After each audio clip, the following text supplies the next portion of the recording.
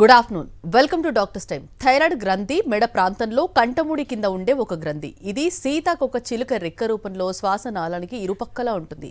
శారీరక ఎదుగుదలలో ప్రధాన పాత్ర పోషిస్తుంది. ఈ గ్రంథి పనితీరు గతి తప్పడం వల్ల అనేక సమస్యలు తలెత్తుతాయి. థైరాయిడ్కు ప్రధాన కారణాలేంటి, అలాగే ఇర్రెగ్యులర్ పీరియడ్స్కి, సంతానలేమికి కారణాలేంటి, అసలు పీసీఓడి సమస్యలు, ఫైబ్రాయిడ్స్కు ప్రధాన కారణాలేంటి, వీటికి హోమియోపతిలో ఎలాంటి చికిత్స ఉంది, ఇలాంటి మరిన్ని విషయాలు హోమికేర్ ఇంటర్నేషనల్ వైద్యులు డాక్టర్ సబిత గారు ప్రస్తుతం మన స్టూడియోలో ఉన్నారు. వారిని అడిగి మరిన్ని విషయాలు తెలుసుకుందాం. అలాగే మీరు కాల్ చేసిన నంబర్లు 0402331068 అండ్ 716. హలో డాక్టర్, ముందుగా చెప్పండి, అసలు థైరాయిడ్ అంటే ఏంటి, అలాగే ఎలాంటి రీజన్స్ వల్ల థైరాయిడ్ వస్తుంది? ఎస్, థైరాయిడ్ అనేది మనకి ఒక హార్మోన్. థైరాయిడ్ గ్రంథి మనకి థ్రోట్ ముందు భాగంలో ఉన్నటువంటి సీతాకోక చిలుకలు బటర్ఫ్లై షేప్డ్ అని చెప్పుకోవచ్చు. ఈ యొక్క గ్రంథి అనేది మనకి T3, T4 హార్మోన్స్ అనేది ప్రొడ్యూస్ చేస్తుంది. సో ఇక్కడ మనకి ఫ్యాట్ కానీ, మనం తినే కార్బోహైడ్రేట్స్ని కానీ మెటబాలిజం చేసేటువంటి హార్మోన్ థైరాయిడ్ హార్మోన్ చెప్పుకోవచ్చు. సో ఎప్పుడైతే ఈ యొక్క హార్మోన్ మెటబాలిజం స్లో అవుతుంది, అంటే ఈ యొక్క హార్మోన్స్ అనేది విడుదల అవ్వటము, రిలీజ్ అవ్వటం అనేది తక్కువ అవ్వటం వల్ల, అంటే వేరియస్ రీజన్స్ అని చెప్పుకోవచ్చు, హైపోథైరాయిడిజం అంటూ ఉంటాం. సో ఎప్పుడైతే T3, T4 హార్మోన్స్ మనకి సరిపడా హార్మోన్ రిలీజ్ అవ్వకపోతే కనుక దాన్ని మనం హైపోథైరాయిడిజం అంటూ ఉంటాము. హైపోథైరాయిడిజం వివిధ రకాల కారణాల వల్ల వచ్చే అవకాశం ఉంటుంది. ఎదర్ బై బర్త్ కూడా కొంతమందికి హైపోథైరాయిడిజం ఉండేటువంటి అవకాశం ఉంటుంది. ఇక్కడ మనకు హైపోథైరాయిడిజం మెయిన్గా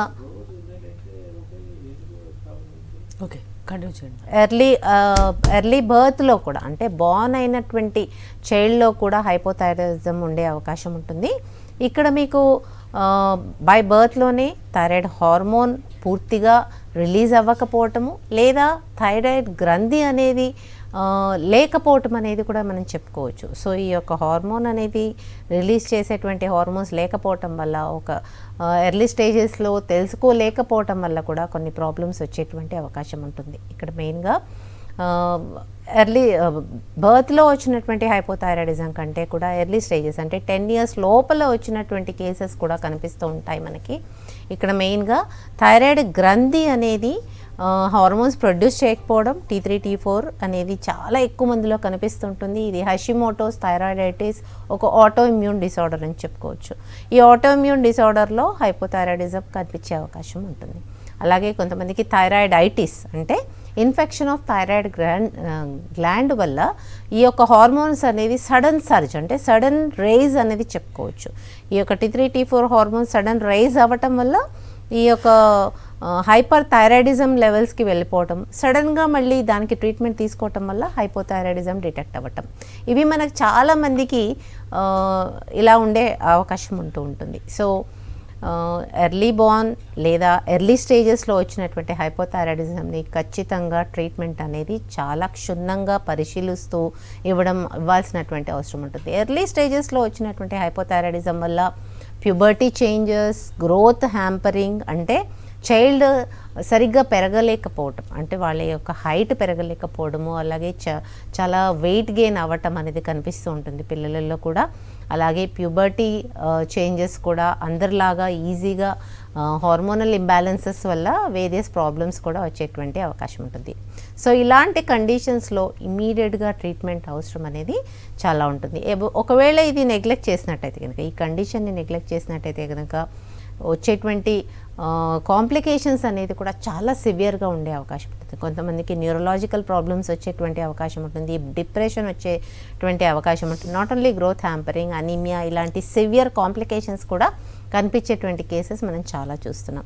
సో ఇక్కడ మెయిన్గా థైరాయిడైటిస్ కానీ, హషిమోటోస్ థైరాయిడైటిస్ కాకుండా కొంతమందిలో anti depressions, anti psychiatric medicines వాడే వాళ్ళలో కూడా థైరాయిడ్ ప్రాబ్లం ఉండేటువంటి అవకాశం ఉంటుంది. ఇక్కడ మనకి because of use of external medications అని చెప్పుకోవచ్చు. ఈ యొక్క మెడికేషన్స్ వాడటం వల్ల థైరాయిడ్ రావడం అనేది యూజువలీ లిథియం లేదా యాంటీ డిప్రెషన్ ట్యాబ్లెట్స్ తీసుకోవడం వల్లనే థైరాయిడ్ డిటెక్ట్ అయ్యేటువంటి అవకాశం ఉంటుంది. అలాగే టైప్ 2 డయాబెటీస్తో బాధపడే వాళ్ళల్లో కూడా థైరాయిడ్ డిటెక్ట్ అయ్యేటువంటి అవకాశం ఎక్కువగా కనిపించేటువంటి ఇది ఉంటుంది. సో ఇక్కడ మనకి టైప్ 2 డయాబెటీస్ కానీ, లేదా కొంతమందిలో ఉన్నటువంటి ఈ యొక్క లిథియం యూసేజ్, ఎన్ఎస్ఐఐడిస్ యూసేజ్, అంటే కొంతమందిలో non steroidal anti inflammatory drugs వాడటం వల్ల కానీ, స్టీరాయిడ్స్ వాడటం వల్ల కానీ, అంటే రుమటైడ్ ఆర్థరైటిస్ కానీ లేదా వివిధ రకాల ఆటోఇమ్యూన్ డిసార్డర్స్లో స్టీరాయిడ్స్ వాడటం వల్ల కూడా ఈ యొక్క ప్రాబ్లం వచ్చేటువంటి అవకాశం ఉంటుంది. అంటే స్టెరాయిడ్స్ అంటే మెయిన్గా అంటే ఎటువంటి స్టేజ్లో వాడకూడదు? కొంతమంది అంటే పెయిన్ తట్టుకోలేక కూడా వాడుతూ ఉంటారు, అంటే ఎలాంటి వాళ్ళు వాడకూడదు? ఎస్, వాడకూడదు అని కాదు, it depends upon the patient condition.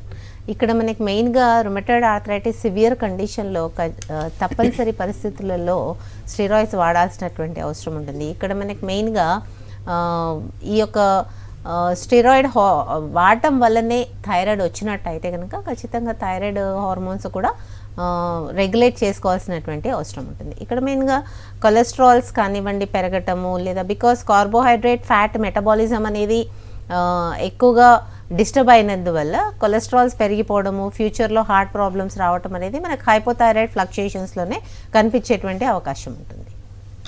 Okay అండి, థైరాయిడ్ అంటే కొంతమంది థైరాయిడ్ ఉంటే ఖచ్చితంగా సంతానలేమి ప్రాబ్లం వస్తుంది అని చెప్పేసి ఒక అపోహ అయితే ఉంది, దీనికి మీరేం చెప్తారు? ఎస్, హైపోథైరాయిడ్ ఉంది అంటే కనుక ఈ మధ్యకాలంలో హైపోథైరాయిడ్ అనేది చాలా కామన్గా కనిపిస్తుంది. Not only in teenagers, even in gestational hypothyroidism అని కూడా అనుకోవచ్చు. అంటే ప్రెగ్నెన్సీలోనే హైపోథైరాయిడిజం డిటెక్ట్ అవ్వటం అనేది మనము చూస్తూ ఉన్నాం. సో ఇక్కడ మనకి టీఎస్హెచ్ లెవెల్స్ రెగ్యులర్గా మానిటర్ చేయడం అనేది అసాధ్యమైన పరిస్థితి. అంటే ఈవెన్ దో థైరాయిడ్ ఫ్లక్చుయేషన్స్ ఉన్నప్పటికీ కూడా డిటెక్ట్ చేయనటువంటి పేషెంట్స్ చాలామంది ఉంటారు. సో అలాంటి పరిస్థితుల్లో ఏ సిమ్టమ్స్ వస్తే థైరాయిడ్ ఉండవచ్చు అనేది మనకి ఒక అవగాహన ఉన్నట్టయితే కనుక తొందరగా డిటెక్ట్ చేసుకోవడము, అది కాంప్లికేషన్ స్టేజ్కి ఎంటర్ కాకముందే దీనికి ట్రీట్మెంట్ వాడటం అనేది చాలా ఇంపార్టెంట్. సో మెయిన్గా హైపోథైరాయిడిజంతో బాధపడే వాళ్ళలో, అంటే థైరాయిడ్ హార్మోన్స్ తక్కువ ఉన్న వాళ్ళలో వెయిట్ గెయిన్ అనేది ఫస్ట్ కనిపించేటువంటి సిమ్టమ్ అని చెప్పుకోవచ్చు. అంటే సడన్ వెయిట్ గెయిన్ అనేది కనిపించే అవకాశం ఉంటుంది. Constipation, so because intestinal movements అనేది సరిగ్గా లేకపోవటం వల్ల కాన్స్టిపేషన్తో బాధపడేటువంటి అవకాశం ఉంది. అలాగే dry coarse hair, not only hair, skin also, అంటే dry skin, brittle nails, constipation అంటే మలబద్ధకం, ఇవన్నీ కూడా మనకి హైపోథైరాయిడిజంలో స్టార్టింగ్ సిమ్టమ్స్ అని చెప్పుకోవచ్చు. సో ఇవన్నీ కూడా ఓవర్లుక్ చేసి ఇంకా కూడా నెగ్లెక్ట్ చేసినట్టయితే కనుక మనకి సడన్ హైపోథైరాయిడ్ గ్రంథి అనేది స్వెల్లింగ్ అయ్యేటువంటి అవకాశం ఉంటుంది. ఓకే అండి, మెయిన్గా థైరాయిడ్కి సంబంధించి 2 టైప్స్ చెప్పారు కదండి. 2 టైప్స్లో కూడా అంటే లక్షణాలు అనేది అందరిలో ఒకేలాగా ఉంటాయా, లేదంటే ఏమైనా డిఫరెన్స్ ఉంటాయా? ఎస్, కొంతమందికి అసలు సిమ్టమ్స్ అండ్ సైన్స్ లేకపోవడం కూడా కనిపించేటువంటి అవకాశం ఉంటుంది. హైపోథైరాయిడిజంలో మెయిన్గా ఆటోఇమ్యూన్ డిజార్డర్స్ కానివ్వండి, లేదా ఒకవేళ అది థైరాయిడైటిస్ అయితే కనుక ఇమీడియట్గా దేర్ మే బీ స్వెల్లింగ్, అంటే థైరాయిడ్ గ్రంథి అనేది వాపుకు గురైనటువంటి కేసెస్ మనం చూస్తూ ఉంటాం. సో ఎప్పుడైతే వాపుకు గురవుతూ ఉంటుందో గాయిటర్ కండిషన్ అని చెప్పుకోవచ్చు మనము. ఇక్కడ మేబీ హార్మోనల్ చేంజెస్, అంటే T3 T4 హార్మోన్స్ అనేది నార్మల్గా ఉన్నప్పటికీ కూడా స్వెల్లింగ్ కనిపించేటువంటి అవకాశం కొంతమంది పేషెంట్స్లో కనిపిస్తూ ఉంటుంది. అలాంటి కేసెస్లో ఆ స్వెల్లింగ్ వల్ల థైరాయిడెక్టమీ, అంటే కొద్దిపాటిగా థైరాయిడ్ గ్రంథిని ఆ యొక్క వాపు వల్ల, ట్యూమర్ వల్ల థైరాయిడ్ గ్రంథి తీసివేసినట్టయితే కనుక ఆ కండిషన్లో కూడా మనకు కావాల్సినటువంటి హార్మోన్ థైరాయిడ్ గ్రంథి రిలీజ్ చేయలేకపోవటం అనేది చూస్తూ ఉంటాం. సో ఇది ఆఫ్టర్ సర్జికల్ అని చెప్పుకోవచ్చు కండిషన్. ఇలాంటి కండిషన్లో థైరాయిడ్ గ్రంథి ఒకవేళ కావాల్సినటువంటి హార్మోన్ ప్రొడ్యూస్ హెమీ థైరాయిడెక్టమీ అయితే సగం థైరాయిడ్ గ్రంథి తీసేసినట్టయితే కనుక ఖచ్చితంగా హార్మోన్స్ ప్రొడ్యూస్ చేసే అవకాశం ఉంటుంది.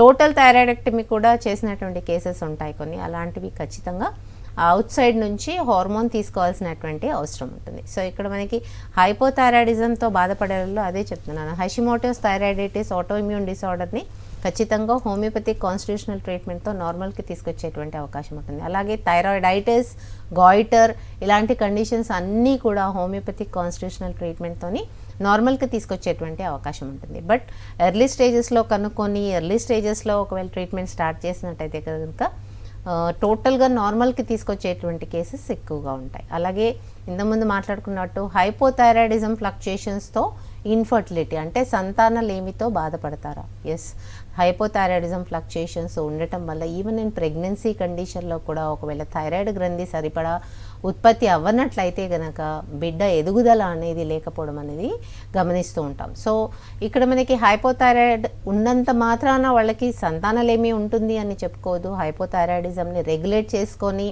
టీఎస్హెచ్ నార్మల్ ఉండేటట్టుగా చక్కగా మానిటర్ చేసినట్టయితే కనుక normal pregnancy, normal delivery, normal child birth అనేది అవకాశం చాలా ఉంది. సో హైపోథైరాయిడిజంతో బాధపడినంత మాత్రాన పూర్తిగా సంతానలేమితో ఉంటారు అనేది కాదు. థైరాయిడిజంని ఫ్లక్చుయేట్ కాకుండా మానిటర్ చేసుకుంటూ ట్రీట్మెంట్ తీసుకున్నట్టయితే కనుక నార్మల్ ప్రెగ్నెన్సీ ఉండేటువంటి అవకాశం ఉంటుంది. ఓకేనంటే సిమ్టమ్స్ కనిపించకపోతే కూడా అది ప్రాబ్లమే చాలా వరకు అయితే మ్యామ్. అది కాకుండా పీసీఓడి అంటే ఏంటి, అసలు పీసీఓడి అనే ప్రాబ్లం ఎందుకు వస్తుంది ప్రతి ఒక్కరిలో కూడా? ఎస్, పీసీఓడి అనేది పాలిసిస్టిక్ ఓవేరియన్ డిజీజ్. ఇక్కడ మనకి పీసీఓడి అనేది హార్మోనల్ ఇంబ్యాలెన్స్ అని చెప్పుకోవచ్చు. ఆండ్రోజన్స్ అనేది బాడీలో ఎక్కువ అవటం, బికాస్ ఈస్ట్రోజన్స్ కరెక్ట్గా ఉంటేనే ఫాలికల్ కరెక్ట్గా ప్రొడ్యూస్ అవ్వటం కానీ రిలీజ్ అవ్వడం కానీ జరుగుతూ ఉంటుంది. సో ఎప్పుడైతే ఈస్ట్రోజన్స్ తగ్గిపోవడం, ఆండ్రోజన్స్ పెరగడం అనేది ఉన్నట్టయితే కనుక ఇక్కడ మనకి ఫాలికల్ అనేది ఇమ్మెచ్యూర్గా ఉండిపోవడం అనేది చూస్తాం. అది కార్పస్ లూటియంగా మారిపోయి ఆ ఫాలికల్ అనేది ఇమ్మెచ్యూర్ ఫాలికల్ అంటాం. ఫాలికల్ పూర్తిగా మెచ్యూర్ అవ్వకపోవడం, అది కాస్త ఓవరీస్లో నిలిచిపోవడం అనేది జరుగుతుంది. సో ఎప్పుడైతే ఇమ్మెచ్యూర్ ఫాలికల్స్ అనేది అక్యుములేట్ అయిపోతూ ఉంటాయో ఓవరీస్లో, దాన్నే పాలిసిస్టిక్ ఓవేరియన్ డిజీజ్ అంటూ ఉంటాం. సో పాలిసిస్టిక్ ఓవేరియన్ డిజీజ్ అనేది ఈ మధ్య కాలంలో చాలా కామన్ అయిపోయింది. బికాస్ పీసీఓడి అనేది లిపోప్రోటీన్స్ అనేది ఎప్పుడైతే బ్లడ్లో ఎక్కువైపోతూ ఉంటాయో, because even in hypothyroidism carbohydrates and fats అనేది మెటబాలిజంలో తేడా రావటం వల్లనే ఈ యొక్క ప్రాబ్లం వస్తుంది. అందుకే హైపోథైరాయిడిజంతో బాధపడే వాళ్ళలో పీసీఓడి ఎక్కువగా కనిపించేటువంటి అవకాశం ఉంటుంది. ఈవెన్ దో హైపోథైరాయిడ్ లేని వాళ్ళలో కూడా పీసీఓడి కనిపించే అవకాశం ఉంటుంది. But in the future they may get hypothyroidism because T3, T4 hormones అనేది ఫ్లక్చుయేషన్ ఎక్కువగా కనిపించేటువంటి అవకాశం ఉంటుంది. సో ఇక్కడ మెయిన్గా బోత్ హైపోథైరాయిడిజం కానివ్వండి, పీసీఓడి కానివ్వండి, డయాబెటీస్లో కానివ్వండి, మూడిట్లో కూడా ఇన్సులిన్ రెసిస్టెన్స్ ఉండడం, హార్మోన్స్ సరిగ్గా లేకపోవడం, రిలీజ్ కాకపోవడం, దానివల్లనే మెటబాలిజం చేంజెస్ అవ్వడం, దీనివల్ల కార్బోహైడ్రేట్స్, ఫ్యాట్స్ అలాగే ప్రోటీన్స్ అనేది కన్వర్షన్ రేట్ అనేది తగ్గిపోవడం. సో ఈ యొక్క స్లో మెటబాలిజం వల్ల వాళ్ళకు ఉన్నటువంటి కొలెస్ట్రాల్ లెవెల్స్ అనేది పెరిగిపోవడం అనేది కూడా కనిపిస్తూ ఉంటుంది. సో ఇవి రెండు కూడా మెటబాలిజంలో తేడా రావడం అనేది మనకు పీసీఓడిలో కనిపించే అవకాశం ఉంటుంది, అలాగే హైపోథైరాయిడిజంలో కనిపించే అవకాశం ఉంటుంది. సో ఇవి రెండు కూడా బై అండ్ బై కొంచెం వచ్చేటువంటి అవకాశం ఉంటుంది. మరి పీసీఓఎస్ అంటే ఏంటి? ఎస్, పీసీఓడి అనేది polycystic ovarian disease, PCOS is a syndrome. అంటే ఇక్కడ మనకి పీసీఓఎస్ అనేది set of symptoms due to PCOD. ఇక్కడ సెట్ ఆఫ్ సిమ్టమ్స్ వచ్చేసి చాలా మందిలో చూస్తూ ఉంటాం. బికాస్ ఆండ్రోజన్స్ పెరగటం వల్ల ఇమ్మీడియట్గా మెన్సెస్ ఇర్రెగ్యులారిటీ కనిపిస్తుంది, దాన్ని మనం పీసీఓడి కిందకి తీసుకోవచ్చు. అలాగే యాక్నీ డెవలప్ అవ్వడము, హెయిర్ ఫాల్ అవ్వటము, అలాగే కొంతమందికి వెయిట్ గెయిన్ అవ్వటం కూడా కనిపిస్తుంటుంది. పీసీఓడి అనేది స్టార్టింగ్ స్టేజెస్లో చూడకపోయినట్టయితే కనుక వెయిట్ గెయిన్ అనేది చాలా ఫాస్ట్గా రేజ్ అయ్యేటువంటి అవకాశం ఉంటుంది. దాంతో ఫ్యూచర్లో ఇంకా కూడా drastic changes in their body, అంటే ఈవెన్ థైరాయిడ్ ఫ్లక్చుయేషన్స్ కానీ ఇవన్నీ కూడా ఎక్కువ అయ్యేటువంటి అవకాశం ఉంటుంది. సో హైపోథైరాయిడ్లో కానీ పీసీఓడిలో కానీ వెయిట్ గెయిన్ అనేది మానిటర్ చేసుకుంటూ ట్రీట్మెంట్ ఇవ్వడం జరుగుతుంది. రెండు కూడా ఇక్కడ మనకి హార్మోన్స్ అనేది ఆండ్రోజన్స్ పెరగటం వల్ల, థైరాయిడ్ హార్మోన్స్ నార్మల్గా రిలీజ్ అవ్వకపోవటం వల్ల వచ్చినటువంటి వెయిట్ గెయిన్ కనుక ట్రీట్మెంట్లో కూడా దీన్ని మానిటర్ చేసుకుంటూనే ట్రీట్మెంట్ ఇవ్వడం జరుగుతుంది. అలాగే టీఎస్హెచ్ హార్మోన్స్, పీసీఓడిలో మెయిన్గా టెస్టోస్టెరాన్ హార్మోన్స్ కూడా మానిటర్ చేసుకుంటూ ట్రీట్మెంట్ ఇవ్వడం జరుగుతుంది. మరి ఇన్ఫర్టిలిటీ అంటే ఏంటి మ్యామ్, అసలు రీజన్స్ ఎందుకు? ఎస్, ఇంతకుముందు మాట్లాడుకున్నాం సంతానలేమి. ఇన్ఫర్టిలిటీ అనగా సంతానలేమి. ఇన్ఫర్టిలిటీలో మెయిన్గా వచ్చేసి మ్యారేజ్ అయిన తర్వాత, అంటే యాక్టివ్ సెక్షువల్ లైఫ్ ఒక 12 months ఉన్న తర్వాత కూడా ఒకవేళ కన్సీవ్ అవ్వకపోతే, అంటే ఈ యొక్క 12 monthsలో కూడా ఎటువంటి కాంట్రాసెప్షన్ యూజ్ చేయకుండా, అంటే ప్లానింగ్ చేయకుండా, ఒకవేళ వాళ్ళకి కన్సీవ్మెంట్ కాకపోయినట్టయితే కనుక ఖచ్చితంగా దీన్ని మనము ఇన్ఫర్టిలిటీ కింద తీసుకోవచ్చు. ఇన్ఫర్టిలిటీ అనేది వేరియస్ కాజెస్, వేరియస్ రీజన్స్ ఉండేటువంటి అవకాశం ఉంటుంది. ఇన్ఫర్టిలిటీలో మెయిన్గా వచ్చేసి ఈ మధ్య కాలంలో మనం చూస్తున్నాం పీసీఓడి, హార్మోనల్ ఇంబ్యాలెన్సెస్, అలాగే హైపోథైరాయిడిజం ఉన్నట్టయితే కనుక ఇన్ఫర్టిలిటీ ఉండే అవకాశం ఉంటుంది. సో ప్రైమరీ ఇన్ఫర్టిలిటీ, సెకండరీ ఇన్ఫర్టిలిటీగా డివైడ్ చేసుకోవాల్సినటువంటి అవసరం ఉంటుంది. ఒక్కసారి కూడా ప్రెగ్నెన్సీ రాకపోవడం, అలాగే ఒక్కసారి కూడా కన్సీవ్ కాకపోయినట్టయితే కనుక దాన్ని ప్రైమరీ ఇన్ఫర్టిలిటీగా, అలాగే కొంతమందిలో కన్సీవ్ అయినప్పటికీ అబార్షన్స్ అవ్వడం, మిస్డ్ అబార్షన్స్ కానీ సెకండ్ మంత్, థర్డ్ మంత్, కొంతమంది 6 monthsలో కూడా అబార్షన్స్ అయ్యేటువంటి అవకాశం ఉంటుంది. ఇలాంటి కేసెస్ని మనం సెకండరీ ఇన్ఫర్టిలిటీ. అలాగే ఫస్ట్ ప్రెగ్నెన్సీ హెల్దీ ఉంది, హెల్దీ చైల్డ్ ఉంది, బట్ దెన్ టు సెకండ్ ప్రెగ్నెన్సీకి రావడం అనేది ఇబ్బందిగా ఉంది. సెకండ్ ప్రెగ్నెన్సీకి అగైన్ హార్మోనల్ ఇంబ్యాలెన్సెస్ అనేది ఎక్కువగా కారణాలు ఉండే అవకాశం ఉంటుంది. వేరస్ ప్రైమరీ ఇన్ఫర్టిలిటీకి క్రోమోజోమల్ అబ్నార్మాలిటీ, బర్త్ డిఫెక్ట్స్ ఇవన్నీ కూడా రూల్ అవుట్ చేసుకోవాల్సినటువంటి అవసరం ఉంటుంది. ప్రైమరీ ఇన్ఫర్టిలిటీలో not only hormonal imbalances, not only birth defects, కొంతమందిలో ఈవెన్ ఈ యొక్క సెప్టేట్ యూట్రస్ కానీ, లేదా కొంతమందిలో ఈ యొక్క ఇన్ఫెక్షన్ వల్ల కూడా వచ్చేటువంటి అవకాశం ఉంటుంది. So even in secondary infertility hormonal imbalances, infections, adenomyosis ఇలాంటివన్నీ ఉండేటువంటి అవకాశం ఉంటుంది. ఓకే అండి, కాలర్ కూడా లైన్లో ఉన్నారు. రామ్మోహన్ కర్నూలు నుంచి మాట్లాడండి, మీ సమస్యను చెప్పండి. నమస్తే మేడం. చెప్పండి, మీ పేరు? రామ్మోహన్ రాజు మేడం. రామ్మోహన్ రావు గారు చెప్పండి. నాకు థైరాయిడ్ 10 years నుంచి ఉంది మేడం. ఓకే, ఇప్పుడు నేను థైరాయిడ్స్ 100 వాడుతున్నానండి. ఓకే, 100 mcg వాడుతున్నారు. అవును మేడం. ఓకే, అంటే నాకు ఈ ఎట్లా చెక్ చేసుకోవాలో తెలియడం లేదు మేడం. అంటే ఇప్పుడు బ్లడ్ చెక్ చేసుకుంటేనే చూసుకోవాలా, లేకపోతే వేరే ఆల్టర్నేట్ ఏమైనా ఉందా? లేదు, టీఎస్హెచ్ చూసుకోవాల్సి ఉంటుంది. 100 mcg వాడుతున్నారు, టీఎస్హెచ్ లెవెల్స్ నార్మల్ వస్తున్నాయా, T3, T4 హార్మోన్స్ నార్మల్ వస్తున్నాయా అనేది ఎవ్రీ 3 months మానిటర్ చేసుకోవాలి.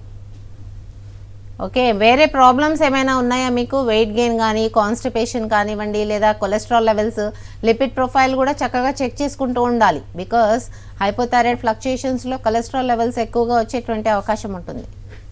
మేడం నాకు షుగర్ ఉంది మేడం. ఓకే, డయాబెటిక్ కూడా ఉంది. అవును మేడం. సో ఎంత ఉంది మేడం?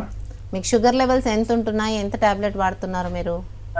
అంటే తినక ముందు నాకు 190 అట్లా ఉంటుంది, తిన్న తర్వాత 140 అట్లా అవుతుంది మేడం. టాబ్లెట్స్ వాడుతున్నారా? అవును మేడం. థైరాక్స్ 0.5. మళ్ళీ చెప్పండి. ఈ గ్లైకోమైట్ 0.5 వాడుతుంది. Okay, so Glycomet tablet okay, dosage correct చెప్పట్లేదు మీరు, బట్ దెన్ టు మీకు నార్మల్గానే ఉంది అని చెప్పుకోవచ్చు. అంటే షుగర్ లెవెల్స్ ఫాస్టింగ్ కానీ, పోస్ట్ లంచ్ కానీ నార్మల్ ఉన్నాయి. HbA1c చెక్ చేసుకోండి, ఇలాగే మెయింటైన్ చేస్తూ ఉండండి. మీరు ఒకవేళ హోమియోపతిక్ కాన్స్టిట్యూషనల్ ట్రీట్మెంట్ తీసుకున్నట్టయితే కనుక థైరాయిడ్కి అలాగే డయాబెటీస్కి కూడా బై అండ్ బై ట్రీట్మెంట్ తీసుకోవచ్చు. రెండింటికి కూడా మీకు ట్రీట్మెంట్ ఇవ్వడం జరుగుతుంది. అలాగే ఎలాగో షుగర్ లెవెల్స్ కంట్రోల్ ఉన్నాయి కనుక స్లోగా టేపర్ చేయడం జరుగుతుంది. మీరు వేసుకునేటువంటి మెడిసిన్ని తగ్గించడం జరుగుతుంది.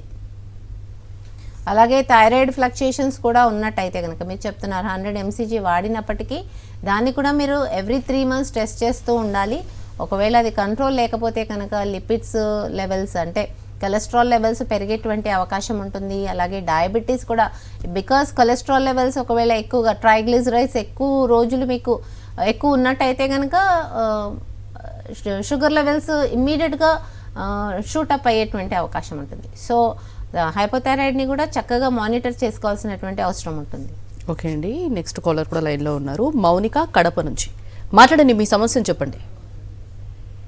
హలో, చెప్పండి Mounika garu. Good afternoon ma'am. Good afternoon, చెప్పమా. యాక్చువల్లీ నా ఏజ్ 31 మ్యామ్. లాస్ట్ 2 years నుంచి నాకు థైరాయిడ్ వచ్చింది. ఓకే, నేను చాలా వెయిట్ గెయిన్ అవుతున్నాను.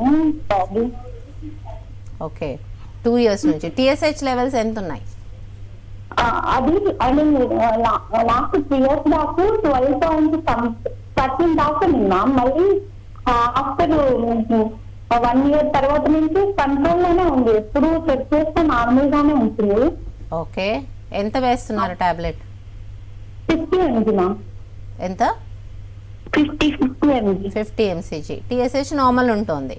సో వేరే సిమ్టమ్స్ అంటే వెయిట్ గెయిన్ మాత్రం కంపల్సరీ గ్రాడ్యువల్గా రేజ్ అవుతుందా? అవుతున్నాను అమ్మ. యాక్చువల్గా నేను 3 years బ్యాక్ 65, 66 అలా ఉన్నాను. ఇప్పుడు 77 అయిపోయాను. ఓకే. సో ఇది మీరు ఆల్రెడీ డిటెక్ట్ అయిన తర్వాత టాబ్లెట్ స్టార్ట్ చేసిన తర్వాత కూడా వెయిట్ గెయిన్ అవుతున్నారా? లాస్ట్ 3 years నుంచి టాబ్లెట్ యూజ్ చేస్తూనే ఉన్నాను, బట్ వెయిట్ లాస్ అవ్వట్లేదు, వెయిట్ గెయిన్ అవుతూనే ఉన్నాను. దట్ షోస్ అంటే మీకు కార్బోహైడ్రేట్ మెటబాలిజం అనేది ఇంకా కూడా స్లోగానే ఉంది అని చెప్పుకోవచ్చు. Even though TSH levels normal వచ్చినప్పటికీ ఫ్లక్చుయేషన్స్ అనేది ఎక్కువగా ఉంటున్నాయి. మీరు టెస్ట్ చేసినప్పుడు తక్కువ వస్తుంది, but as and when daily రొటీన్లో చూసుకున్నట్టయితే కనుక కార్బోహైడ్రేట్ మెటబాలిజం అనేది స్లో అయిపోయింది. దానికి ట్రీట్మెంట్ ఇవ్వడం జరుగుతుందమ్మా. హోమియోపతిక్ కాన్స్టిట్యూషనల్ ట్రీట్మెంట్ ఇచ్చినట్టయితే కనుక వెయిట్ గెయిన్ అనేది కూడా తగ్గే అవకాశం ఉంటుంది. అలాగే మీకు ఈ T3, T4 హార్మోన్స్ కూడా చెక్ చేయాల్సినటువంటి అవసరం ఉంటుంది. ఏమైనా కానీ ఫ్లక్చుయేషన్స్ అవుతున్నాయా అనేది కూడా రెగ్యులర్గా చెక్ చేసుకోవాల్సినటువంటి అవసరం ఉంటుంది. రైట్ అండి. మెయిన్గా అంటే కొంతమందిలో చూసుకుంటే అన్నీ బాగుంటాయి, బట్ అన్ఎక్స్ప్లెయిన్డ్ రీజన్స్ అంటే ఎందుకు ప్రాబ్లం ఎక్కడ వస్తుంది? యూజువల్లీ ఇప్పుడు ఇంతకుముందు మాట్లాడుకున్నట్టు హార్మోన్స్ ఒకవేళ TSH లెవెల్స్ నార్మల్ వచ్చినప్పటికీ దాని యొక్క సిమ్టమ్స్, బికాస్ హైపోథైరాయిడిజంలో వెయిట్ గెయిన్ అనేది చాలా సివియర్గా ఉండేటువంటి అవకాశం ఉంటుంది. ఈవెన్ ఇన్ PCOD చాలా ఫాస్ట్గా షూటప్ అయ్యేటువంటి అవకాశం ఉంటుంది, బికాస్ కార్బోహైడ్రేట్ మెటబాలిజం అనేది స్లో అయిపోవటం వల్ల అలా ఉండే అవకాశం ఉంది. సో వాళ్ళు ఇలాంటి కేసెస్లో కూడా వాళ్ళు తీసుకునేటువంటి ఆహారము లేకపోతే ఎక్సర్సైజ్ రెజిమ్ కానివ్వండి, ఇవన్నీ ఆల్టర్ చేస్తూ రెగ్యులర్గా చెకప్ చేయటం. అంటే ఎవ్రీ 3 months 6 months చేసినప్పుడు నార్మల్ వచ్చినప్పటికీ వాళ్ళకు రెగ్యులర్గా డే టు డేగా T3, T4 హార్మోన్స్ ఎంతవరకు ప్రొడ్యూస్ అవుతున్నాయనే దాన్ని బట్టే ఇవన్నీ కూడా అంటే మెటబాలిజం ఆఫ్ కార్బోహైడ్రేట్స్ కానివ్వండి లేదా మెటబాలిజం ఆఫ్ ఫ్యాట్స్, ప్రోటీన్స్ ఇవన్నీ కూడా ఫ్లక్చుయేషన్ అవ్వటం వల్లనే వాళ్ళు సివియర్గా వెయిట్ గెయిన్ అయ్యేటువంటి అవకాశం ఉంటుంది. సో దీన్ని మానిటర్ చేయడానికి ఈ యొక్క మెటబాలిజంని మానిటర్ చేస్తూ ట్రీట్మెంట్ ఇవ్వడం జరుగుతుంది హోమియోకేర్ ఇంటర్నేషనల్లో. దానికి బట్టే మీకు పూర్తిగా కంట్రోల్కి వచ్చేటువంటి అవకాశం ఉంటుంది. ఓకే, ఇప్పుడు IVF అలాగే IUI అంటే వీటిలో సక్సెస్ రేట్ లేని వాళ్ళు కూడా అంటే హోమియోపతిలో ఎలాంటి ట్రీట్మెంట్స్ అందుబాటులో ఉన్నాయి? ఎస్, IVF 12 times ఫెయిల్ అయినటువంటి కేసెస్ మా దగ్గర సక్సెస్ అయిన కేసెస్ ఉన్నాయి. సో ఇక్కడ మనకి IVFలో మెయిన్గా వచ్చేసి ఆర్టిఫిషియల్ మెథడ్స్ అని చెప్పుకోవచ్చు. సో ఈవెన్ దో అక్కడ ఫెయిల్యూర్ అయినప్పటికీ మా దగ్గర వచ్చిన తర్వాత న్యాచురల్గా వాళ్ళకి ప్రెగ్నెన్సీ రావడము, న్యాచురల్గా కన్సీవ్ అవ్వడం అనేది కేసెస్ మేము చూసాము. సో ఇక్కడ న్యాచురల్గా వాళ్ళకి బాడీలోనే హార్మోన్స్ అనేది రెగ్యులేట్ చేయడం అనేది జరుగుతుంది. సో ఒక్కసారి ట్రీట్మెంట్ తీసుకుంటే కనుక సెకండ్ ప్రెగ్నెన్సీకి కూడా మళ్ళీ ట్రీట్మెంట్ అవసరం లేనట్టు విధంగా బాడీలో హార్మోన్స్ రెగ్యులేట్ అయ్యేటువంటి అవకాశం ఉంటుంది. So any case infertility case first ప్రెగ్నెన్సీకి ట్రీట్మెంట్ తీసుకున్న వాళ్ళు సెకండ్ ప్రెగ్నెన్సీకి ట్రీట్మెంట్ తీసుకోవాల్సినటువంటి అవసరం లేదు. అంత చక్కగా ఫస్ట్ ప్రెగ్నెన్సీ ప్రైమరీ ఇన్ఫర్టిలిటీ అనుకోండి లేదా సెకండరీ ఇన్ఫర్టిలిటీ, మిస్డ్ అబార్షన్స్తో బాధపడే వాళ్ళు కానివ్వండి, PCODతో బాధపడే వాళ్ళు కానివ్వండి, mature follicles, size of follicles సరిగ్గా లేకపోయినటువంటి కేసెస్ కానివ్వండి, మా దగ్గర వచ్చినటువంటి కేసెస్ సక్సెస్ రేట్ అనేది చాలా ఎక్కువగా ఉంది.